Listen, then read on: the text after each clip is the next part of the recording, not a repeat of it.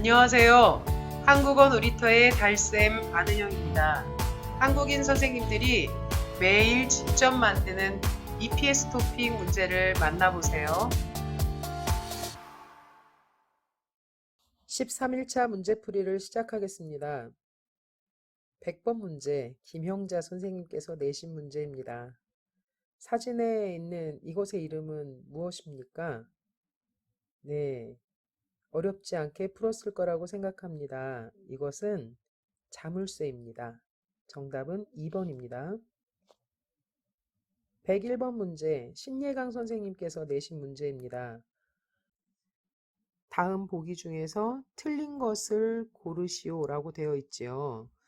대부분의 EPS 토픽 문제는 알맞은 것을 고르세요, 옳은 것을 고르세요 라는 문제가 많은데 이렇게 가끔 틀린 것을 고르세요 아니면 알맞지 않은 것을 고르세요 라고 나오는 경우가 있습니다. 사진에 있는 이것은 돌반지라고 합니다. 저희 교재에서도 배웠지요. 한국에서는 아기가 태어난 지 1년이 되면 그걸 축하하는 그 첫 번째 생일을 축하하는 것을 돌잔치라고 얘기하고요. 그 돌잔치 때 이렇게 금반지를 선물을 합니다. 이 반지 하나가 한 돈으로 되어 있다라고 이야기하거든요. 금반지 3개가 있습니다. 맞겠지요.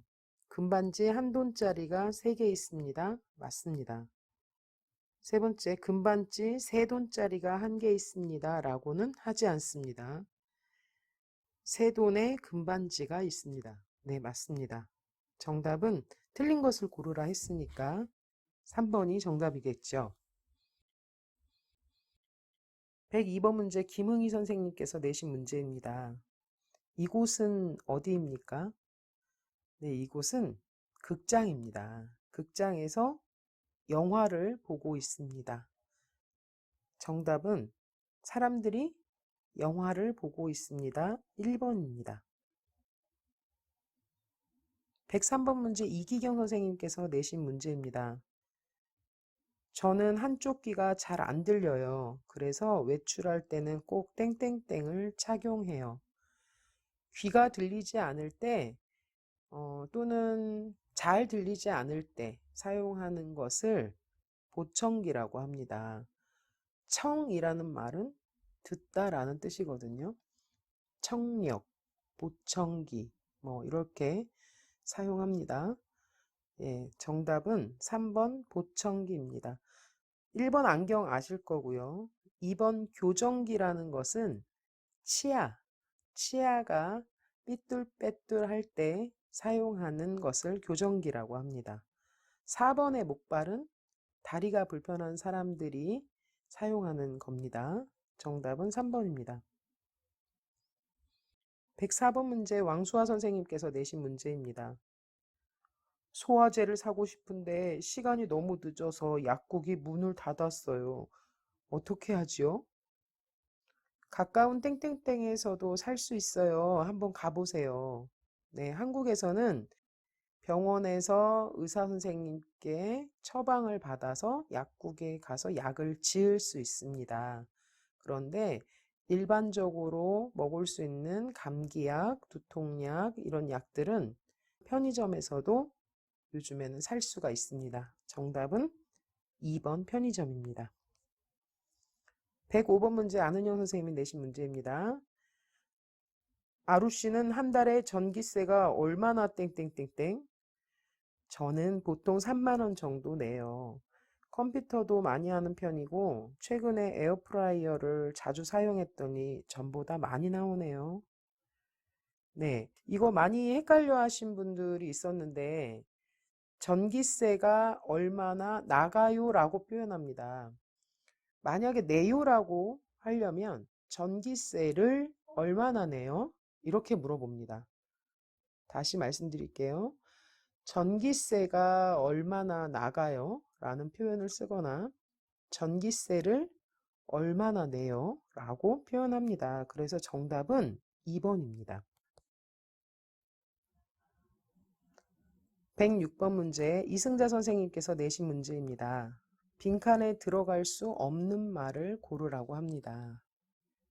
한국에 거주하는 동안 체류기간을 땡땡땡땡땡땡 출입국 관리사무소에 가야 합니다. 라고 했습니다. 꼭 여러분이 아셔야 되는 곳이 출입국 관리사무소지요. 만약에 한국에 와서 일을 하다가 한국에 체류할 수 있는 기간을 늘리려면, 연장하려면, 변경하려면 출입국 관리사무소에 가야 합니다. 여기에 들어갈 수 없는 말이라고 했지요. 출입국 관리사무소에 가지 않아도 되는 경우는 체류 기간을 단축하려면 또는 줄이려면 굳이 가지 않아도 괜찮습니다. 정답은 1번입니다. 107번 문제 고유경 선생님이 내신 문제입니다. 이 등산로는 다른 코스에 비해 길의 기울기가 땡땡땡땡 완만해요. 그래서 누구나 걷기에 좋아요. 한국 사람들은 한자어를 아주 많이 사용합니다. 로라는 말이 나오면 길이라는 뜻입니다. 등산로는 등산할 수 있는 길을 말하지요. 기울기가 어떻기 때문에 누구나 걷기에 좋겠습니까? 기울기가 낮고 그리고 완만하기 때문에 누구나 걷기에 좋은 길이라는 뜻입니다. 1번에 가파르다라는 말 또는 2번에 비탈지다, 그 다음에 4번에 기울기가 높다라는 표현은 걷기에 힘든 길을 말하는 거겠죠. 정답은 3번입니다. 108번 문제 박재건 선생님께서 내신 문제입니다. 전기 설비의 정비 수리 작업 시에는 땡땡땡을 반드시 차단한 후 작업을 실시하고 절연용 보호구, 절연용 방호구를 착용해야 합니다. 여러분 중에 제조업에 합격해서 일하게 되시는 분들의 경우에 전기 설비를 만지는 일이 많을 분들이 있습니다. 그럴 때에는 반드시 전기를 차단하고 또는 전원을 차단하고 일을 해야 합니다. 네, 정답은 2번 전원입니다. 109번 문제 김나윤 선생님께서 내신 문제입니다. 땡땡땡땡땡땡 9시까지 가야 합니다. 그럼 8시 반까지 회사 앞에서 만나요. 네, 뭐라고 질문을 했을까요? 1번 언제 퇴근하세요? 라고 하는 말은 어울리지 않겠죠. 2번 언제 출근하세요? 네, 9시 반까지 가야 합니다. 라고 답했을 겁니다. 3번에 몇 시에 출근하셨어요? 라고 하면 9시 출근했어요. 라고 답을 하겠죠. 4번에 몇 시에 퇴근하셨어요? 라고 물어봐도 네, 몇 시에 퇴근했어요. 라고 답을 하겠죠. 이 문제의 정답은 2번인데요. 언제 출근하세요? 네, 9시까지 출근합니다. 라는 표현도 쓰지만 네, 9시까지 가야 합니다. 라고 보편적으로 사용합니다. 그래서 정답은 2번입니다. 110번 문제 김수아 선생님께서 내신 문제입니다. 이 사람의 가족은 몇 명입니까? 네, 질문이 나오면 질문을 먼저 이해하고 머릿속에 생각을 하면서 문제를 읽어 나가야 합니다. 이것은 우리 가족 사진입니다. 제일 앞에 어머니와 아버지, 할머니가 계시고 뒤에는 저와 2명의 여동생이 있습니다. 아버지는 직장에서 일하십니다. 어머니와 할머니는 집안일을 하시고 동생들은 대학교에 다닙니다. 라고 했지요. 이 사람의 가족은 몇 명입니까? 우선 어머니, 아버지, 할머니, 그리고 2명의 여동생. 그래서 이 사람의 가족은 5명입니다. 정답은 1번입니다.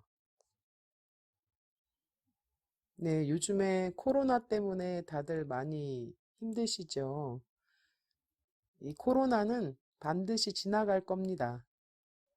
우리 코로나 중에도 열심히 공부해서 나중에 한국에서 꼭 만나게 되기를 바라겠습니다. 네, 우리 14일차 문제풀이에서 다시 만나요.